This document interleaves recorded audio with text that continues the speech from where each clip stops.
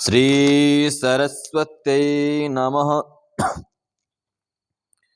श्री गुरुचरण कमलेभ्यो नमः। इष्टदेवताभ्यो नमः। कुलदेवताभ्यो नमः। ग्रामदेवताभ्यो नमः।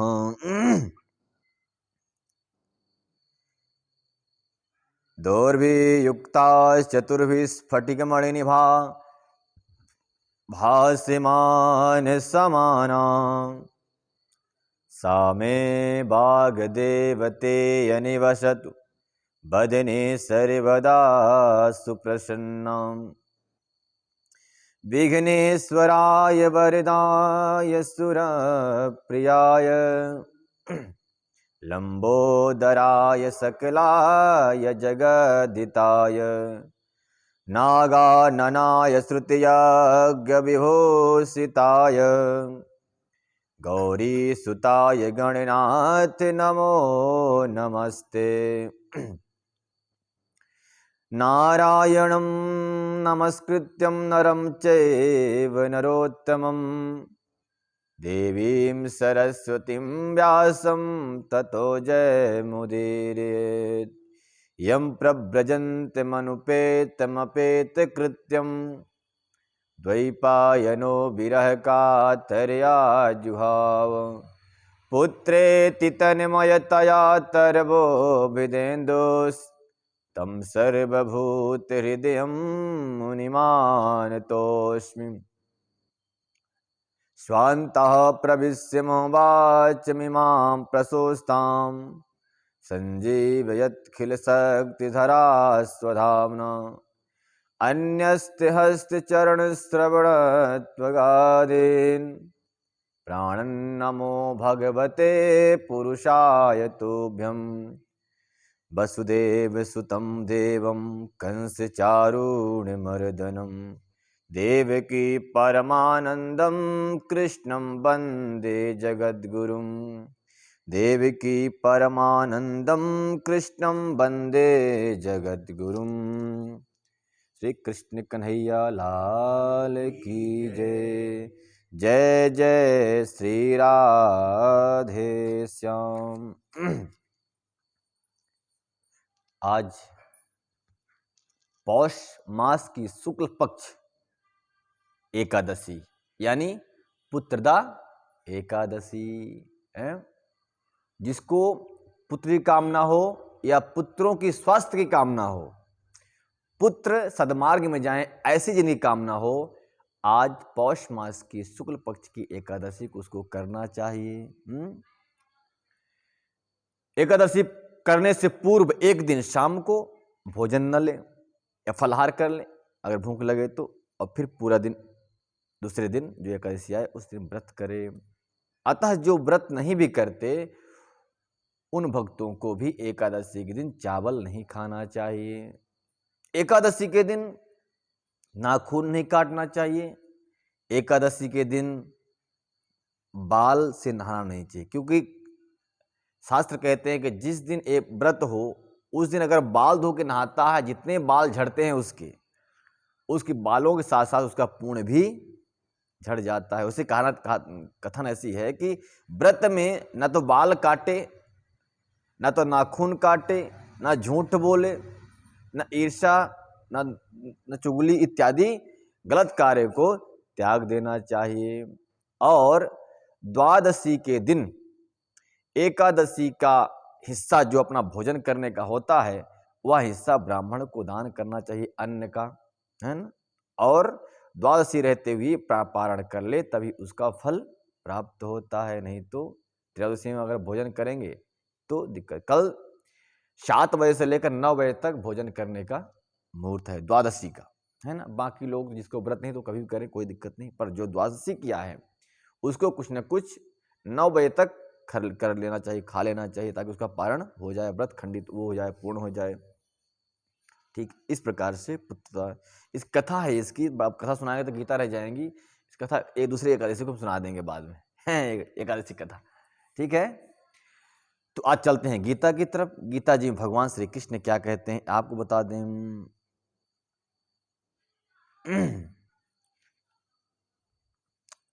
भगवान कहते हैं, हे अर्जुन, क्या श्लोक, बुद्धिया विशुद्ध युक्तो धित्यात्मन्यवस्य च शब्दादीनि विषयास्त्याक्त्वा रागदोषो विदस्य च। यानी कि बुद्धि को शुद्ध करके युक्त हो जाए और अपने नियम में बध जाए। एक नियम होता है ना किसी भक्त का, किसी का भी नियम होता है कि मैं सुबह उठूंगा, इतना करूंगा, वैसा करूंगा, शाम को इतने बजे खाना खाऊंगा, सो जाऊंगा। ये सब का नियम है, एक विशेष अपना अपना नियम होता है। तो बुद्धि का भी एक नियम लगाए। क्या कर ले नियम बुद्धि का? बुद्धि का नियम बना ले कि राग दोष से मुक्त हो जाए बुद्धि। हे अर्जुन, इस बुद्धि का एक नियम बना लो कि राग दोष से मुक्त हो जाए, शुद्ध हो जाए, और धैर्यपूर्वक मन को बस में करते हुए इंद्रिय तृप्ति के विषयों का त्याग कर दे। इंद्रियां कहती हैं जिन विषयों में तृप्त होती हैं उन विषयों का त्याग कर दे और इंद्रियों को कंट्रोल कर ले, बस में कर ले। राग द्वेष से मुक्त होकर जो व्यक्ति एकांत स्थान में वास करते हैं, जो थोड़ा खाता है, जो अपने शरीर मन तथा वाणी को बस में रखता है, बस में रखते हुए शक्ति, मिथ्या, गर्व, काम, क्रोध तथा भौतिक वस्तुओं का संग्रह नहीं करता, ऐसा भक्त जो है तो मोक्ष का अधिकारी हो जाता है और आत्म साक्षात्कार कर लेता है। ब्रह्मा भूता प्रसन्नात्मा ना सोचता कांक्षति समा सर्वेतु भूतेषु मद्भक्ति लभते परम। ब्रह्मभूता पंच तत्व से बना हुआ यह शरीर में जो प्रसन्नात्मा है, यानी प्रसन्नात्मा मतलब जो सब कुछ त्याग चुका है वही प्रसन्नात्मा है। जो कुछ पाने के लिए इच्छुक है वो प्रसन्न नहीं, क्योंकि उसको ग्लानि है मन में कि अभी तक मिला ही नहीं, है ना। प्रसन्नात्मा कौन है? जिन्होंने सोच लिया कि जो मिला सो मिला, जो नहीं मिला सो नहीं मिला, अब मुझे उसकी जरूरत भी नहीं है, यानी त्याग इसमें आ गया। उसको क्या कहते हैं? उसको प्रसन्न आत्मा, उसकी आत्मा प्रसन्न है। नहीं तो पाने के चक्कर में तो जो सुख आज प्रेजेंट टाइम में उसके पास है उसका भी भोग नहीं कर पाता वो, क्योंकि कल वाले सुख की चिंता करता रहता है वो, और आज का सुख से भी वंचित रह जाता है। तो ब्रह्मभूता प्रसन्नात्मा शोचना कांक्षति, कुछ नहीं चाहता वो। इस प्रकार से दिव्य पद तथा में स्थित है वह, परंतु परब्रह्मा का अनुभव करता है और पूर्णता प्रसन्न हो जाता है। कौन? जो परमात्मा को प्रसन्न हो गया है, प्राप्त हो चुका है।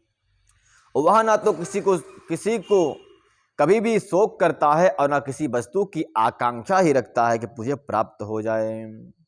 वह प्रत्येक जीव पर स्वभाव रखता है और उस अवस्था में वह मेरी शुद्ध भक्ति करता रहता है। कब करता है शुद्ध भक्ति? जब उसे संसार की वस्तुओं से त्याग हो जाता है, संसार की वस्तुओं को त्याग देता है। त्यागने का मतलब कि वो जितना मिला उतना ही बहुत है, अब तो हमको भगवान की भक्ति में लग जाना है। तो क्या होता है? उसको आत्मा में तृप्ति हो जाती है। अब बच्चे चाहे मोबाइल फोड़ डाले, चाहे टीवी फोड़ डाले, चाहे बिल्ली दूध पी जाए, कोई फर्क नहीं पड़ता उससे, है कि नहीं। जब तक ये कह रही इसको संभालना है, इसको बचा के रखना है, तब तक उसे दुख पहुंचता है कि अरे मैंने बनाया, मैंने संपत्ति बनाई, तू नाश कर रही है बच्ची बहू। वो सुखी तब होता है जब पूर्णतः अपने बच्चों को सौंप दे अपने घर गृहस्थी का काम। बच्चों बहू तुम संभालो या बिगाड़ो, अब मेरा काम पूरा हो गया। तब वो क्या होता है? वो सुखी हो जाता है। क्यों? कि उसको फुर्सत मिल जाती है भक्ति करने की। नहीं तो खाना बनाने का टेंशन, घर देखने का टेंशन, तो नल आया पानी भरने का टेंशन, तो कहाँ से भक्ति कर पाएगा फिर वो। जब संसार का जंजाल सर पे बैठा है तो भक्ति नहीं कर सकता। भक्ति करने के लिए स्वतंत्र होना चाहिए, बाध्य नहीं होना चाहिए कि आप इतने बजे से गए, इतने बजे तक आए क्यों नहीं मंदिर से। ये अगर बंधन है तो भक्ति नहीं कर सकते।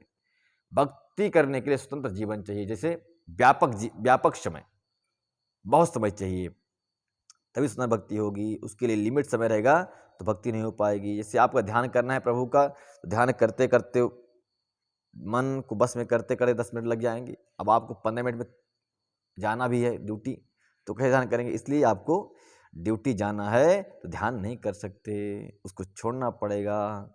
जिस कार्य के लिए, जिस वस्तु के लिए आप समय देंगे वही वस्तु आपको प्राप्त हो जाएगी। भगवान के लिए समय देंगे, भगवान प्राप्त होंगे।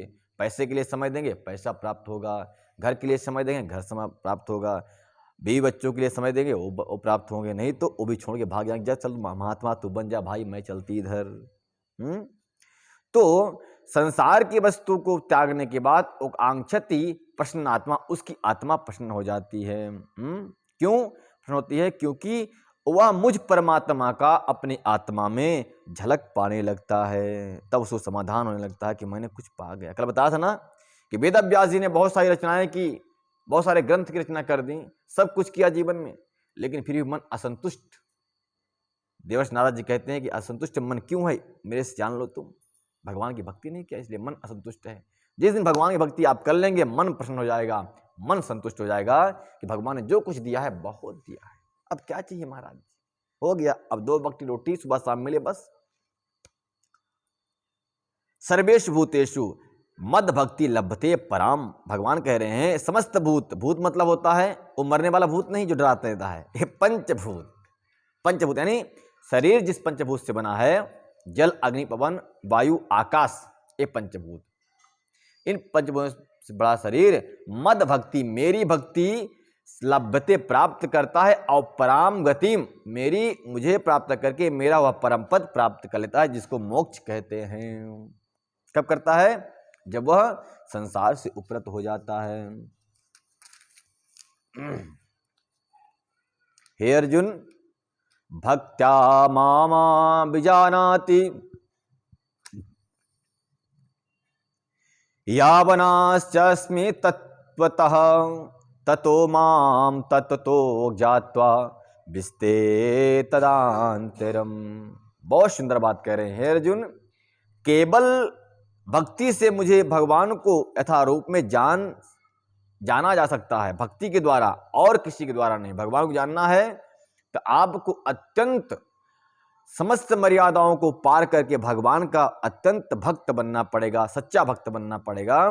कहते उसी यथार्थ रूप से वो मुझे प्राप्त कर लेता है भगवान। क्योंकि भगवान क्या करते हैं, जब वह सच्चा भक्त बनता है, तब वो जब भगवान की भक्ति करने बैठता है, निश्चित रूप से भगवान आके उसके हृदय कमल में बैठ जाते हैं, हृदय सागर में। किसी भक्त ने पूछा, प्रभु क्या कारण है कि आप भक्तों के हृदय सागर में वास करते हैं, क्या बात है? बोले, जिसके हृदय में भक्ति रहती है। भक्ति कौन है? बोले भगवान की प्रेयसी है। भक्ति का नाम क्या है? भगवान की प्रेयसी का नाम क्या है? भक्ति। भक्ति जहां है वहां भगवान अवश्य ही पहुंच जाते हैं। क्यों पहुंच जाते हैं? जैसे मान लीजिए एक घर है, घर स्वच्छ हो, साफ हो, ठीक, और उसमें आपकी पत्नी विराजमान हो पहले से, तो उसमें आपको जाने में कोई संकोच होगा क्या? क्योंकि पत्नी तो आपकी है ना, इसलिए जाना पड़ेगा। तो भगवान की पत्नी कौन है? प्रिय पत्नी कौन है? भक्ति महारानी। घर भी स्वच्छ है, कैसे? घर कौन है? बोले हृदय। उस हृदय में सफाई है पूरी तरह से, कोई कचरा पत्ती नहीं है। सफाई कैसी? बोले ईर्ष्या और द्वेष रूपी डस्ट नहीं है वहां, काम क्रोध रूपी कचरा नहीं पड़ा है हृदय में, है? लोभ मोह रूपी क्रोध रूपी कचरा उसके अंदर नहीं है। तो वहां भक्ति महारानी वास करती हैं। और भक्ति महारानी को वास करते हुए देखकर भगवान स्वयं वहां पहुंचते हैं और कहते हैं, हे देवी, चलो इस भक्त के हृदय समंदर में अपन दोनों गोता लगा लेते हैं, उस स्विमिंग पूल में नहा लेते हैं, हैं? जब हृदय समंदर में गोता लगाते हैं भगवान और भक्ति महारानी, तभी उस ध्यान में बैठे हुए भक्त के नेत्रों द्वारा आंसू छलक पड़ते हैं और आंसू बाहर आने लगते हैं और शरीर में रोमांच होने लगता है। भगवान कहते हैं ऐसे स्वच्छ हृदय वाले भक्त के हृदय में मैं और भक्ति महारानी दोनों वास जब करते हैं, तो जितना मेरा वजन है उतना पानी उसकी आंखों के प्यालों के द्वारा बाहर गिर जाता है और मैं उसके हृदय में गोता लगाता रहता हूं। बोल वृंदावन बिहारी लाल की जय। तो भक्त ऐसे होना चाहिए। भगवान की भक्ति में जब वो डूबता है तब उसकी ऐसी अवस्था हो जाती है, नेत्रों में से उसके पानी अपने आप निकलने लग जाता है। यही तो भगवान कहते हैं, दांतरम, केवल भक्ति से मुझे भगवान को यथार्थ रूप में जाना जा सकता है। जब मनुष्य ऐसी भक्ति से मेरे पूर्ण भावनामृत में होता है तो वह वैकुंठ जगत में प्रवेश कर सकता है। यानी ऐसे भावनामृत में रहने वाला भक्त पूर्ण रूप में भगवान के बैकुंठ में जा सकता है, उनको जय विजय नहीं रोकेंगे। जय विजय कौन है? ओ जय विजय भगवान के पार्षद ही हैं, भगवान के द्वारपाल बन के बैठे हुए हैं। वो हर किसी को वहां जाने नहीं देते, लेकिन जो भक्ति में डूबा हुआ है, भक्ति के बस में है, वह वहां पहुंच जाता है और भगवान के दर्शन कर लेता है। उस धाम में रहने के लिए उसको टिकट मिल जाती है। सर्व कर्मण्याप्यदा कुर्वाणो मदप्यपाश्रयः मत प्रसादावाप्नोति सस्तम पद्मव्ययम। हे अर्जुन, सर्व कर्माणि सदा कुर्वाणो, यानी कि मेरे शुद्ध भक्त, मेरे संरक्षण में, मेरे शुद्ध भक्त यानी मेरे परम भक्त मेरे संरक्षण में रहते हैं। समस्त प्रकार के कर्मों को में संलग्न रहकर भी मेरी आराधना को नहीं छोड़ते, मेरी भक्ति को नहीं छोड़ते। मेरे कृपा से नित्य ही वह नित्य तथा अविनाशी धाम को प्राप्त होते हैं। अगर जो मेरा भक्त कह रहे हैं कि अगर किसी कारणवश विवशता के कारण या किसी आपत्ति काल में भी भक्ति तो करता है, लेकिन कुछ क्षण उसको अन्य काम करना पड़ जाए तो भी वह मेरा भक्त मेरे अविनाशी पद को प्राप्त कर लेता है। संसारिक वस्तु मान लो घेर भी ले उसको, संसारिक समस्याएं, विषयों के समस्याएं, संसारिक भोग घेर भी लें तो भी मेरा वह अविनाशी भक्त, सच्चा भक्त मेरे उस परम पद को प्राप्त ही कर लेता है। जैसे छोटा सा बालक, बड़ा सुंदर मैया ने साफ सफाई कर दी घर में, छोटा सा बालक जाकर बाहर धूल खिल के आया और वही धूल वाला कचरा पैर लेकर अंदर भी आ गया। माँ मना नहीं कर सकती उसको, क्योंकि उसका बच्चा तो उसी का है ना। फिर चाहे भले मैया साफ करके उसको बुला ले, पर आ गया, पर उसको आने पर भी उसको नाराजगी नहीं व्यक्त करेगी, उसको प्यार ही करेगी। उसी प्रकार से भगवान कहते हैं कि मेरा भक्त कोई कीचड़ लगा भी लो, मान लो संसार का, लेकिन फिर भी वह मेरे अविनाशी पद को प्राप्त ही कर जाता है। जैसे कीचड़ से लगा हुआ बच्चा अपने मैया की गोद में बैठ जाए तो ही मैया उसको मना नहीं करती, स्वच्छ कर लेती है। उसी प्रकार से भक्त भगवान का पुत्र ही तो है। बोल वृंदावन भाई लाल की जय। तो अपने पुत्र को चाहे माता हो चाहे पिता हो कभी रोक नहीं सकती, विवश होकर, चाहे कुछ बच्चा बेटा सेवा करे या ना सेवा करे, परंतु माता की संपत्ति में, माता के घर में, पिता के घर में वो पूर्ण अधिकार समझता है ना? समझता ही समझता है। हाँ, सेवा करो या ना करो, पर हूँ तो आप ही का पुत्र, गंदा हूं या अच्छा हूं तो आप ही का पुत्र। तो माँ बोली हाँ हाँ है तो मेरा ही पुत्र भाई, चल कोई बात नहीं। चेतसा मयश्चित्तम सर्वदुर्गाणि मत प्रसादात् तरिष्यसि यथा चित्वा महुकारन् श्रोषन्ति विनश्यति।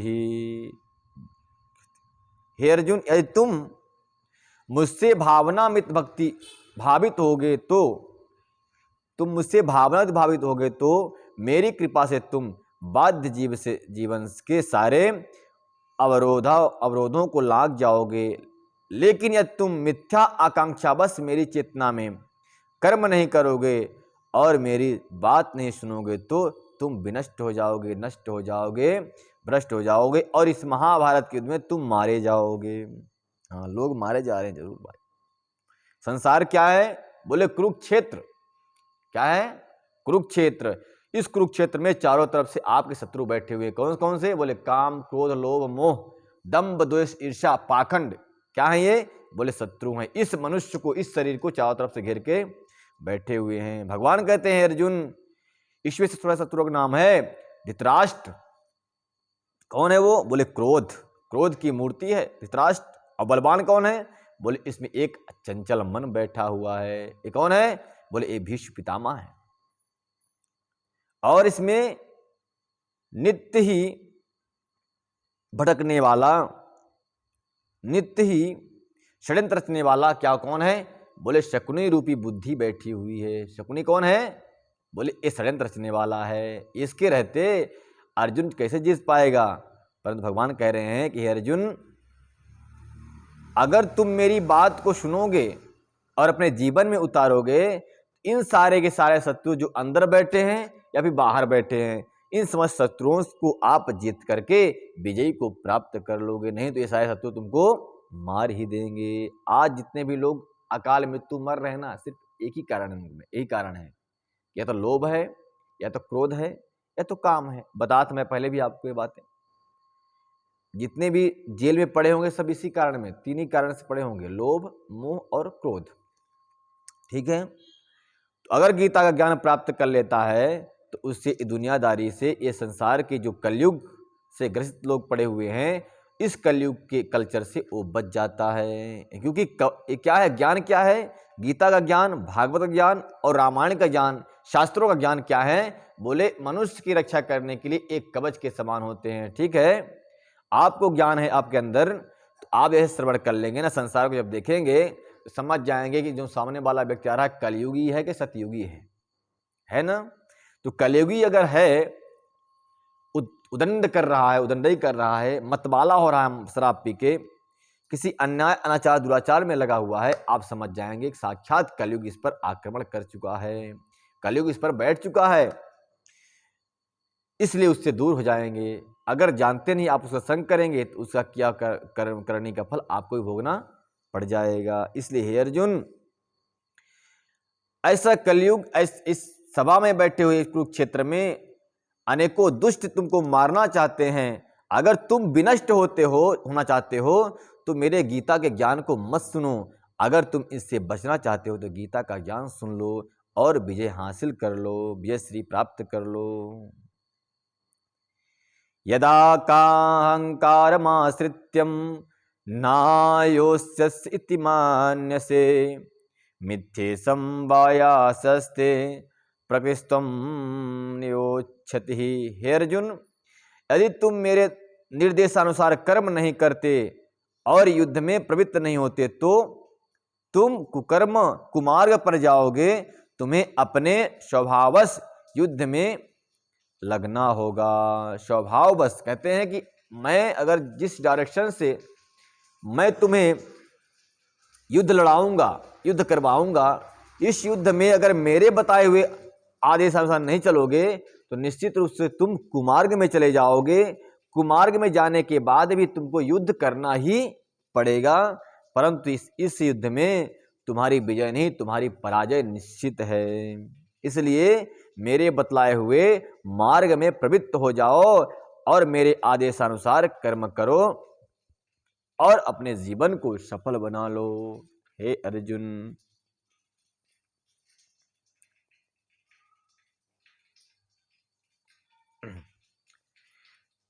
स्वभावजेन कौन्तेय निबद्धं स्मेन कर्मणः कर्तुं नेच्छन्ति यन्मोहात् कारिष्यस्य वशोऽपि तत्।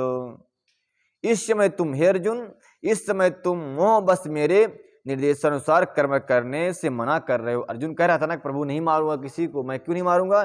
क्योंकि मेरे पितामह हैं, मेरे गुरुजन हैं, मेरे भाई हैं, इनको मारूंगा तो मुझे पाप लगेगा।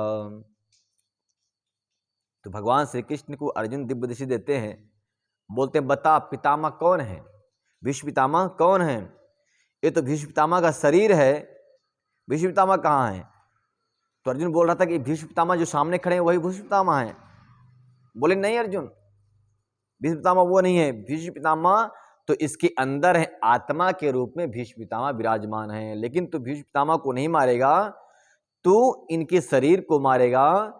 अब जब शरीर को मारेगा तो तुझे मारने का पाप नहीं लगेगा, क्योंकि निरंतर तुम कहते हैं ना, संसार में बुद्धि रखो, संसार में कर्म करो संसार का, लेकिन बुद्धि परमात्मा में रखो तो उसका पाप और उस पुण्य का फल नहीं मिलता। तो भगवान कह रहे हैं कि अर्जुन तू कर्म कर और बुद्धि संपूर्ण रूप से मुझ में अर्पित कर दे, क्योंकि तेरे अंदर मैं ही बैठा हुआ हूं और मैं ही बाहर भी बैठा हुआ हूं। अर्जुन से पूछ दिया भगवान ने, बता तू बोलता है कि मैं मारूंगा अगर, तो बता दे तेरे मुंह को कौन खोलता है? ये आवाज तेरी कहां से आती है? बता तेरे मुख को कौन खोलता है? बता तेरे मुख को कौन खोलता है? तू बोलता है या तेरा मुंह बोलता है? तू बोलता है या तेरा मुंह बोलता है? ये मैं की आवाज आती कहाँ से, ये मैं की आवाज आती कहाँ से, कौन है वहाँ वाणी आती जहाँ से, कुछ तो बता कर तुझको पता है, कुछ तो बता कर तुझको पता है, तुझको पता है, तुझको पता है, तू बोलता या तेरा मुंह बोलता है, बता तेरे मुख को कौन खोलता है, पैर हैं तुम्हारे या पैर तुम खुद हो, पैर हैं तुम्हारे या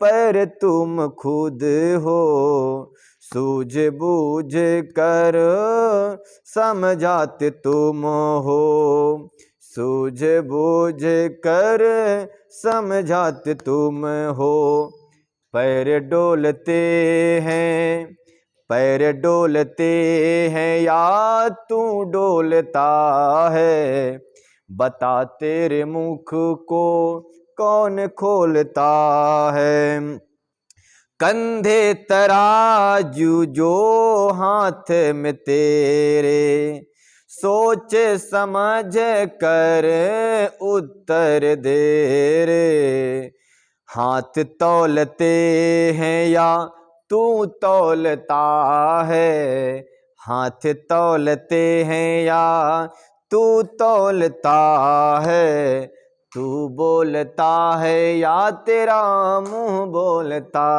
है, बता तेरे मुख को कौन खोलता है, तू बोलता है तेरा मुंह बोलता है, सुनील कहे ज्ञान जिसमें नहीं है, सुनील कहे ज्ञान जिसमें नहीं है, 84 चक्कर में पड़ता वही है, जन्मे मरे क्या, जन्मे मरे क्या इसी की खता है, तू बोलता है या मुंह बोलता है, बता तेरे मुख को कौन खोलता है, तू बोलता या तेरा मुंह बोलता है। बोल कृष्ण कन्हैया लाल की जय। अर्जुन कहता है, मना करता है अर्जुन, स्वभावेन कौन्तेय निबंधं स्वेन कर्मणः कर्तुं नेच्छन्त्यन्मोहात् करिष्यामि वशोऽप्यतत्। हे अर्जुन, इस मोहबस तू मेरे निर्देशों के अनुसार कर्म करने से मना कर रहा है, लेकिन हे अर्जुन, कुंती पुत्र, तुमको अपने स्वभाव से उत्पन्न कर्म द्वारा बाध्य होकर भी इस कर्म को करना पड़ेगा। करोगे? क्यों करोगे? हे अर्जुन, परमेश्वर प्रत्येक जीव के हृदय में स्थित है, और परमेश्वर वो कौन है? मैं सामने तुम्हारे खड़ा हूं। ईश्वर सर्वभूतानां हृदयसो अर्जुन तिष्ठति। तिष्ठति मतलब बैठा है। कौन? ईश्वरे। ईश्वरे मतलब ईश्वर।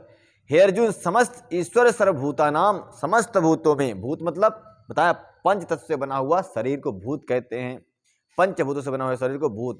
तो ईश्वर सर्वभूतानाम, ईश्वर समस्त भूतों में, यानी मनुष्य, पशु, पक्षी, जितने भी जलचर हैं, नवचर हैं और थलचर हैं, ऐसे कीट पतंग से लेकर मनुष्य समुदाय तक में ईश्वर का सब में वास है, जिसमें, और सिर्फ जीवों में ही नहीं बल्कि वनस्पतियों में, पेड़ पौधों में भी ईश्वर का वास होता है। जिसमें वास नहीं होता, मान लो किसी पौधे पे परमात्मा का वास नहीं है, वो पौधा सूख जाता है ना। जिस इंसान में भगवान का वास ना हो, विसर्जन हो जाए, तो वह इंसान को मृत घोषित कर दिया जाता है। ठीक है, जब तक वो है तब तक वो जिंदा है, जब वो चला गया तो मृत। भगवान कह रहे हैं, हे अर्जुन, मैं समस्त भूतों में मैं ही वास कर रहा हूं। हे अर्जुन, उसके हृदय में मैं तिष्ठित हूं, बैठा हुआ हूं। भ्रममानन सर्वभूतानि, भ्रम बस लोग उस परमात्मा को यंत्रूढ़ाम माया, माया के भ्रम में होकर के उस मुझ परमात्मा को हृदय में बैठे हुए नहीं जानता। माया बस मुझ परमात्मा को हृदय में बैठा हुआ नहीं जानता, नहीं देख पाता। भ्रम भ्रमा रहता है, यानी कि कुमार्गगामी बना रहता है। हे अर्जुन, परमेश्वर प्रत्येक जीव के हृदय में स्थित है और भौतिक शरीर से निमित्त यंत्र के में सवारी की भांति बैठे हुए हैं। समस्त जीवों की अपनी माया से भरमा रहे हैं, यानी कि अपने माया से ही समस्त जीवों को घुमाते रहते हैं, अपने इशारे पे सबको चलाते रहते हैं।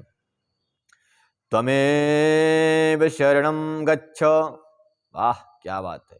सर्वभावेन भारत, मत प्रसादात परम शांति स्थानम प्राप्यसि शाश्वतः। हे अर्जुन, हे भरतवर्षी अर्जुन, सब प्रकार से उसी की शरण में जाओ। किसकी शरण में? जो आपके हृदय में परमात्मा बैठा हुआ है, उसी की शरण में जाओ। सब प्रकार से उसी की शरण में जाओ, उसकी कृपा से तुम परम शांति को तथा परम नित्य धाम को प्राप्त कर लोगे। नित्य धाम मतलब जो आपका सच्चा निवास है उसको आप प्राप्त कर लोगे। क्यों? सच्चा निवास कौन सा है? सच्चा घर आपका? बोले परमात्मा का धाम, परमात्मा की प्राप्ति, मोक्ष की प्राप्ति क्या है? आपका सच्चा घर ही है। हर कोई चाहता है ना कि ऑफिस जाना ना पड़ जाए, घर में ही ऑफिस खुल जाए तो घर में रहूं और ऑफिस वाला काम भी चालू हो जाए। कोई नीचे से ऊपर जाना, आवागमन किसको पसंद है भाई? नीचे जाऊं, ऊपर जाऊं, नीचे जाऊं, ऊपर जाऊं, यहां जाऊं, वहां जाऊं। अज्ञान बस कोई प्राणी ये आज तक डिसीजन नहीं ले पाया कि मैं घर का हूं कि ऑफिस का हूं, यानी घर का हूं कि दुकान का हूं। है तो दोनों में मन। घर में जाओ तो दुकान का मन, और दुकान में जाओ तो घर में मन रहता है। उसी प्रकार से भगवान कहते हैं कि ये आवागमन कब तक तेरा चालू रहेगा? तो नित्य निवास स्थान को क्यों नहीं खोज लेता है? आना है तो जाना है, संसार में आना है तो अनेक प्रकार के कष्टों को भी सहन करना है। तो नित्य धाम को प्राप्त करोगे कब करोगे? जब तुम अच्छी तरह से मुझे समर्पित हो जाओगे। हे अर्जुन,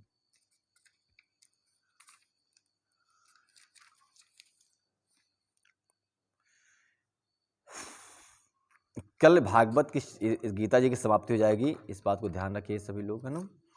इति ते ज्ञानमाख्यातं गुह्यदा गुह्यतरं मया विशिष्येतादशेषेण यदेच्छिस्ना तथा कुरु। हे अर्जुन, इस प्रकार मैंने तुम्हें गुप्तम ज्ञान बतला दिया, इस पर पूरी तरह से मनन करो। अब जो चाहो सो करो, अब मैं कुछ नहीं कहता हूं। सर्वगुह्यतमं भूयः शृणु मे परम वचः, इष्टो असि मे दृढ़ मिति ततो बक्षस्ते हितम। अब भगवान कह रहे हैं कि हे अर्जुन, मैं तेरे हित में एक और वाक्य बक्षस कहता हूं, सुन ले। कौन सा है? सर्वगुह्यतमम, समस्त गोपनीय बात, एक और समस्त गोपनीय बातों में एक बात और मैं तुमसे कह देता हूं। क्या है? हे अर्जुन, चूंकि तुमने मेरे अत्यंत प्रिय मित्र हो, तुम मेरे अत्यंत प्रिय मित्र हो, अतएव मैं तुम्हें अपना परम आदेश जो सर्वाधिक ज्ञान है बता रहा हूं, इसे अपने हित के लिए सुन लो। हैं? अर्जुन की हित करना चाहते हैं कि हम सबका हित करना चाहते हैं? भगवान हम सबका हित करना चाहते हैं। किसके माध्यम से? अर्जुन के माध्यम से। एक गुप्त ज्ञान कोई आपको बताएगा नहीं, अर्जुन भगवान ही बता सकते हैं, या कोई सदगुरु हो तो विस्तार से पूरा ज्ञान गीता का बता देने, शॉर्टकट में सब निकाल देने वाले लोग मिल जाते हैं आजकल। तो मन मना भव मद भक्तो मदजीमा नमस्कुरु, मैं वेश्यम सतम ते प्रज्ञाने प्रियोसी में। भगवान अर्जुन को बताते बताते थक चुके हैं, अब अंतिम उपदेश कर रहे हैं। हे अर्जुन, सदैव मेरा चिंतन करो, और कुछ करो या मत करो, मेरा सदैव चिंतन करो। मन मना भव मद भक्तो मद जी माँ नमस्कुरु। नमस्कुरु मतलब नमस्कार करो, किसको? मुझे। और क्या करो? मन मना मन से करो, और मद भक्तो मेरा भक्त बन कर करो। सदैव मेरा चिंतन करो, मेरा भक्त बनो, मेरी पूजा करो और मुझे नमस्कार करो। इस प्रकार तुम निश्चित रूप से मेरे पास आ जाओगे। मैं तुम्हें वचन देता हूं, क्योंकि तुम मेरे परम प्रिय मित्र हो, शिष्य हो, बंधु हो, इष्ट हो, मित्र हो।